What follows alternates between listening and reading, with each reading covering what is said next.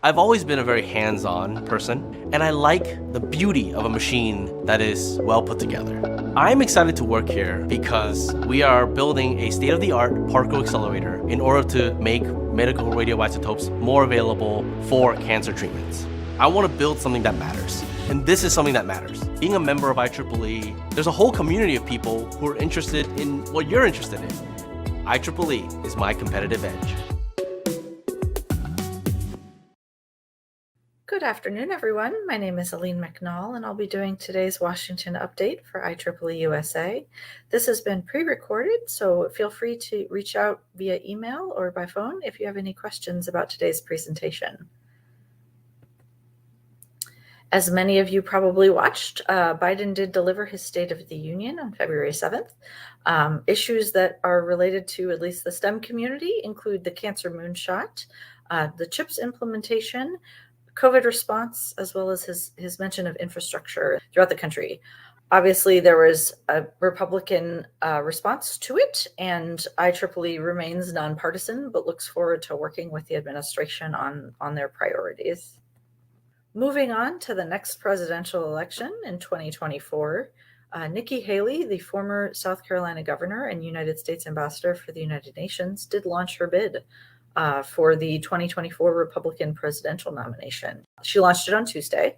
The primaries are, of course, still very much in the early stages, and so it will likely take months for the field to flesh itself out and for candidates to announce their intentions to run. But she is one of the first, and we look forward to hearing who else will announce their candidacy in the future. Former President Donald Trump did officially launch his campaign in November.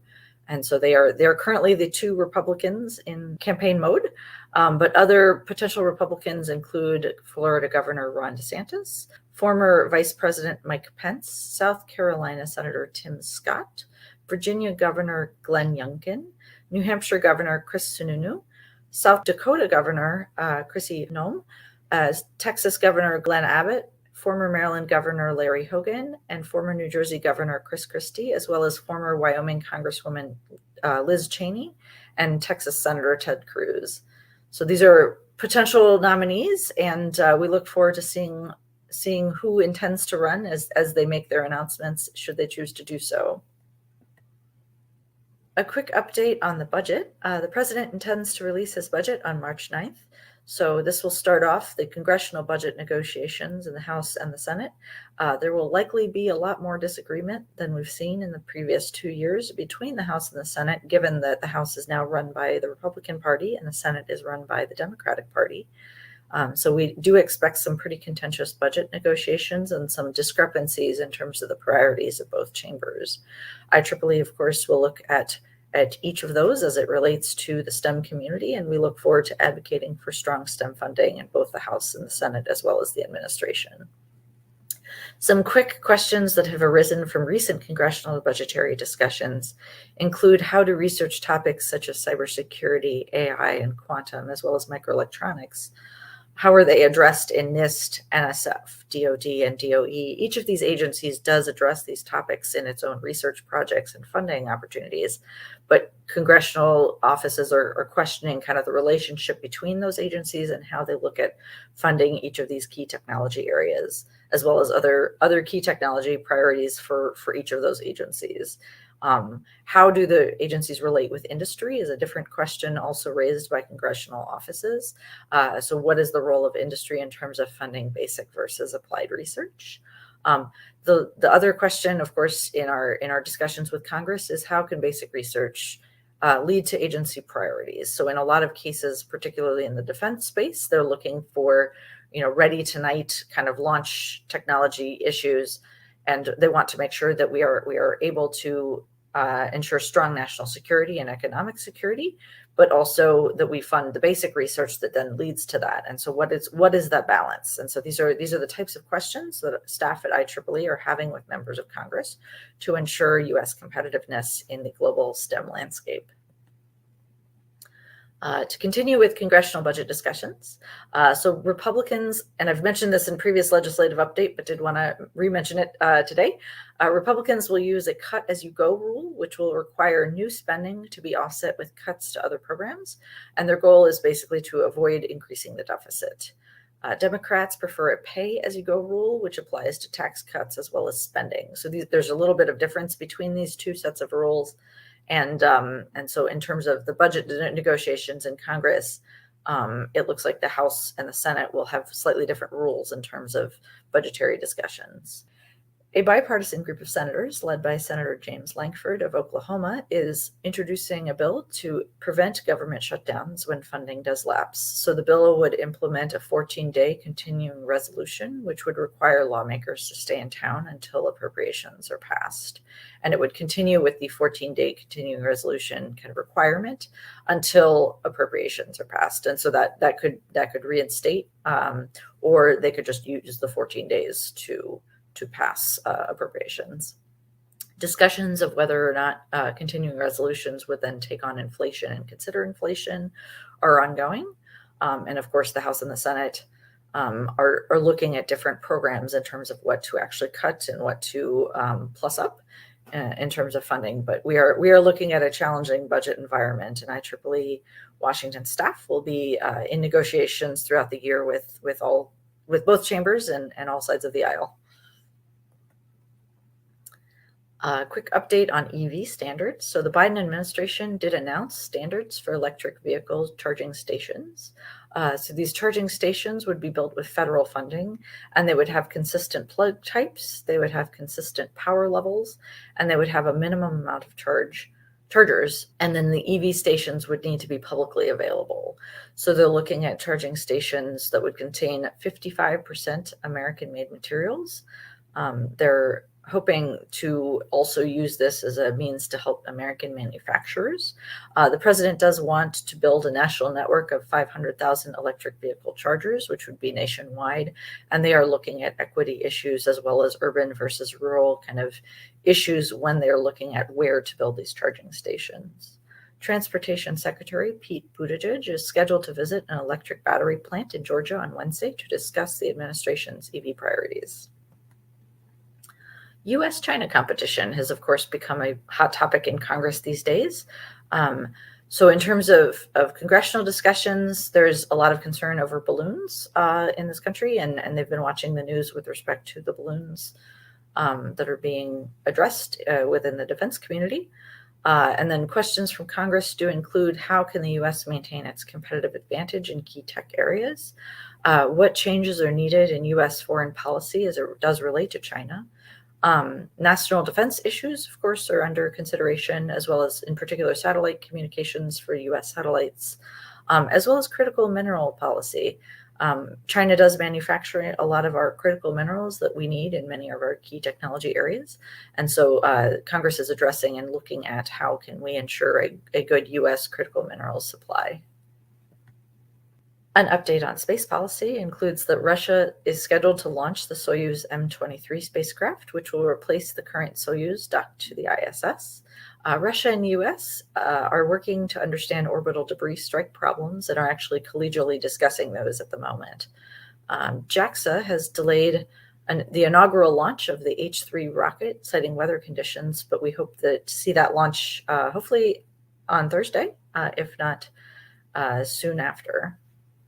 A look at defense funding discussions. DoD priorities do include biotechnology, quantum, future generation wireless, advanced materials, trusted AI, and autonomy. That was a little spelling error there. Integrated network systems of systems, microelectronics, space technology, renewable energy generation and storage, advanced computing and software, human-machine interfaces, directed energy, hypersonics, as well as integrated sensing and cybersecurity. These have been the DoD's priorities for a while now, but right now the issue involves the funding of these priorities versus funding for 6.1 basic research and the 6.2 and the 6.3 accounts. So these are more generalized basic and slightly more applied research accounts that then lead to these priorities and the funding of the technology that helps these priorities flourish for the United States.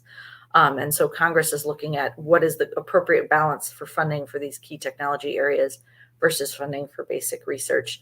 And again, looking at kind of the role that NSF and NIST and the Department of Energy also plays in some of these technology areas. So how can the US best utilize the federal dollars that we do have to ensure that our basic research does lead to as much of a technology advancement as possible, while also focusing on these priority areas. So these discussions are ongoing, and IEEE has certainly met with members of Congress and their staff and the committee staff to ensure that funding for the engineering community is as robust as possible in the upcoming budget cycle. As for a NIST update, the National Academies of Science, Engineering, and Medicine did release a report on NIST facilities recently, and that report is available on the National Academy's website. What it is it's a technical assessment of the capital facilities needs of the National Institute of Standards and Technology. So the report identifies the NIST facilities and utilities infrastructures in the greatest of needs for recapitalization and repair.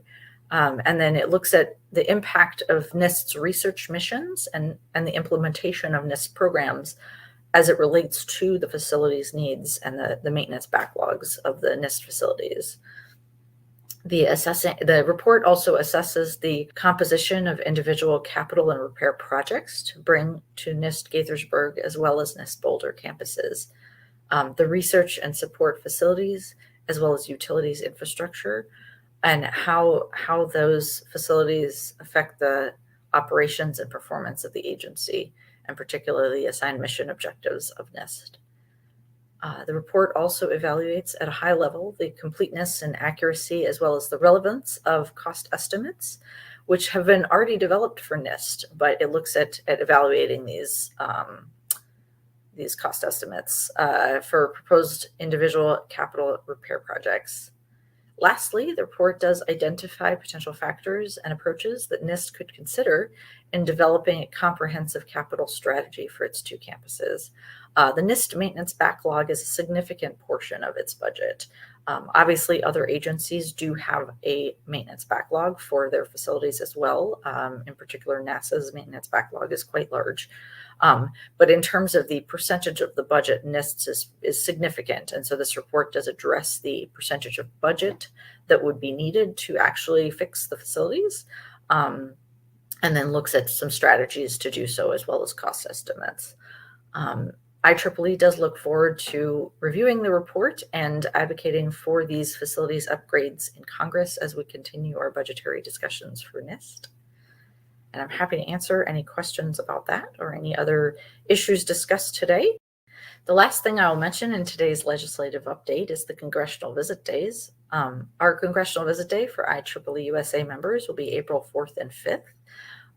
This will include training for especially those of you who might be new or have questions about how to interact with your congressional representatives and the staff of their offices. We would, of course, be happy to answer questions as you move into those congressional visit days. So feel free to reach out to me by email should you have any of those questions.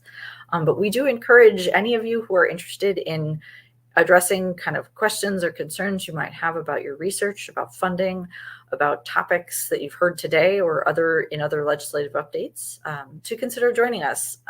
We will have a hybrid, but mainly it will be in person, but we will have a hybrid option for our congressional visits. And we look forward to helping you to reach out to your members of Congress and to build those relationships with congressional staff that are so valuable in terms of for the staff to understand both how federal funding affects their district, but also to understand the kind of relationship between funding streams of industry and the federal government. For those of you in academia, of course, also you are more than welcome to participate in our congressional visit days as well. So for any of those questions, please do feel free to reach out. But I would encourage any of you who are interested to look at our website at IEEEUSA.org. To learn more about the congressional visit days. So ends my legislative update. And like I said, please feel free to reach out by email should any of these issues spark any questions that you might have. And I look forward to seeing you all on March 2nd, 2023.